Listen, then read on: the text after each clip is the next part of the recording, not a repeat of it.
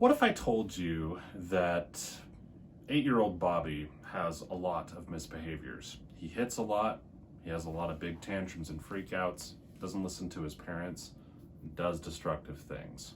If I told you about him and told you about those problem behaviors and then told you that Bobby is also perfectly happy and has a lot of awesome things going on for him in his life, it wouldn't make a lot of sense, would it?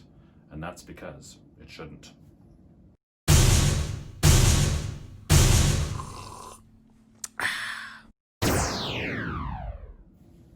Hi out there. This is Dr. Brett Pierce, child psychologist, coming at you with another video on childhood misbehaviors and their true origins, at least according to me. Today's topic is on how happy kids don't tend to display many misbehaviors. And so it stands to reason that unhappy kids and misbehaviors go hand in hand. But before we dive into those details, it is time indeed for the 3 T's.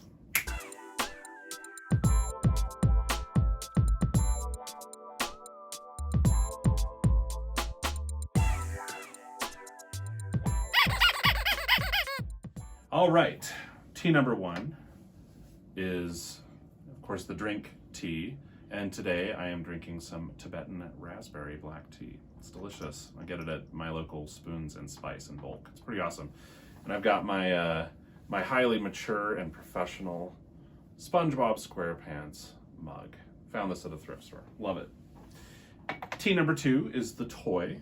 And the toy for today is this really cool rhino alien figure that I got recently. It's by a company called NECA, and they make really cool figures, and just love these things. I just love alien toys. They're awesome. Finally, if I can get this thing to stay and not fall off here. Okay, there we go. Stay.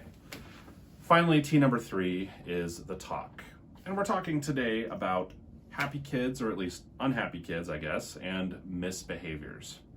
You know, a lot of people would probably want to say that happiness is quite mysterious. I don't necessarily think that's the case, and I think that we've done a lot of research on people, including kids, and we know that happiness can be connected with a lot of big and important things in life. For adults as well as kids, we're talking about things like relationships with family and friends. We're talking about things like work, like feeling productive and useful. I'm probably also talking about something like balance, you know, with life and fun and things, because always having fun and not doing anything productive, not so great, and, you know, vice versa, not so great. This is true for kids as well. So with relationships and kids, we're probably talking about friends, siblings, and parents being the big ones. Of course, relationships with parents, that's very critical. We know that a good, healthy relationship with even just one caregiver, you know, parent or whoever is taking care of the kid, can be highly protective for kids and really help them through some tough stuff. But all kind of formal academic talk aside, relationships are obviously very, very important. And in fact, many misbehaviors from kids are actually more of like a relationship transaction than just a misbehavior. We have a tendency as a culture to assume that kids misbehave just sort of randomly, or they misbehave when they're being brats, or any other number of frankly dismissive ways of regarding kids. Misbehaviors are not random, and they effectively always, or at least almost always, occur in the context of a relationship. So if a relationship between a kid and a parent is really strained, very often misbehaviors are the kid's best and only way, or it can seem that way to the kid, to express those negative feelings and to express the stress of having a strained relationship. Of course, it can be really frustrating for us adults, because having a kid doing a bunch of misbehaviors, not listening to you, being destructive, etc., can put a strain on the relationship, but then you're talking about a relationship that's already strained with which to begin, and it can be a handful to deal with. Regardless, though, relationships are important for happiness. I've also seen sibling conflict and strained sibling relationships be almost of central importance to many kids who come into my office brought by their parents, of course, seeking help. Imagine being in a really contentious relationship with someone that you live with and being, I don't know, 6, 7, 8, 9, 10 years old and barely having any idea how to navigate that situation. Handling an important but complex or contentious relationship would be hard for anyone. It would be hard for an adult. There's many adults who frankly aren't great at it. So for a kid, it would be, several times harder. And so addressing sibling conflict can also be important for making kids feel happier and thus making them less likely to misbehave. It's also important that kids have a sense of competence and a sense of self-worth.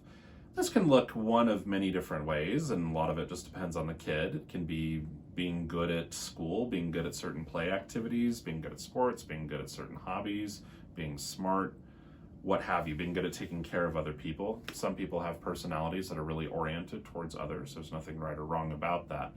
The point is, though, we need to make sure that we're giving kids a lot of opportunity to experience competence and success.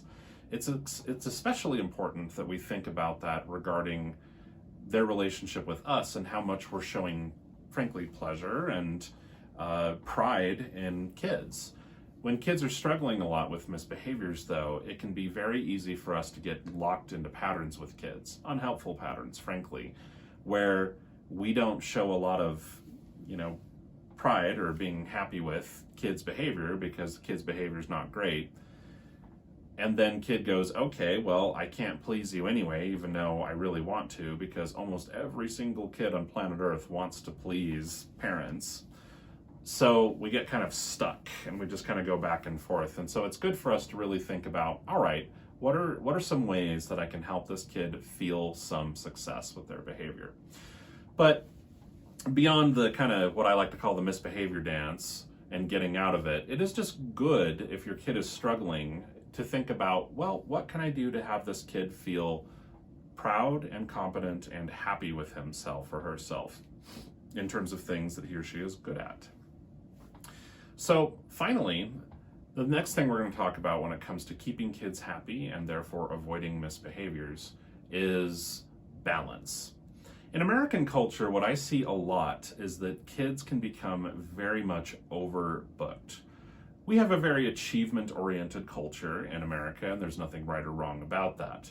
But I've run into situations with kids who, in addition to their full-time job, school, they are booked up with music lessons, they're booked up with martial arts lessons, they're booked up with sports, they're booked up with family events, they're booked up with church. All of those things are great, but no one really slows down to think, okay, when does this 9-year-old kid get to have playtime so that she can just play and be a kid? I think that's really, really, really important. Different kids will have different needs. Some kids will absolutely thrive on tons of scheduled activities and a big variety of things like that. Some kids would just wither away with that kind of overbooked schedule. The bottom line is just pay attention to that and think of a way of helping your kid balance and understand that some kids will have a hard time doing that on their own. They might agree to everything. They might say they want to do all these things, but actually they end up overwhelming themselves and they just because they have a hard time saying no. The bottom line is, if your kid is struggling with a lot of misbehaviors, try to ask yourself, is my kid happy? And I promise you, if there's a big problem with misbehaviors, the answer is probably no. Your kid probably isn't that happy, because happy kids don't have a lot of reason to misbehave.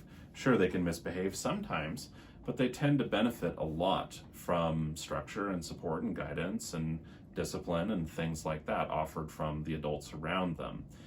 Kids who are struggling badly, their misbehaviors end up being more of a manifestation of some kind of, frankly, imbalance in them psychologically.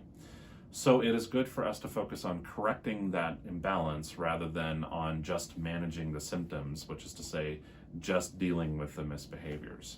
So take a look at things like relationships between parents and kids, kids and siblings, kids and their friends.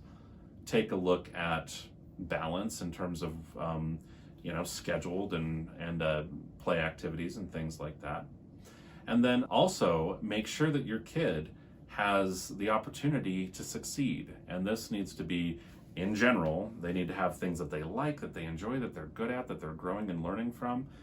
And also, frankly, with you as their parents, because kids usually, even when they're misbehaving a ton, want to please you. And we need to find small successes to celebrate so that the kid can experience success and therefore feel better about the situation.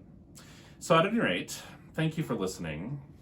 This is Dr. Brett Pierce, child psychologist, about to sign off. If you haven't already, please consider subscribing. There's a button down below that you can hit. It really helps out the channel.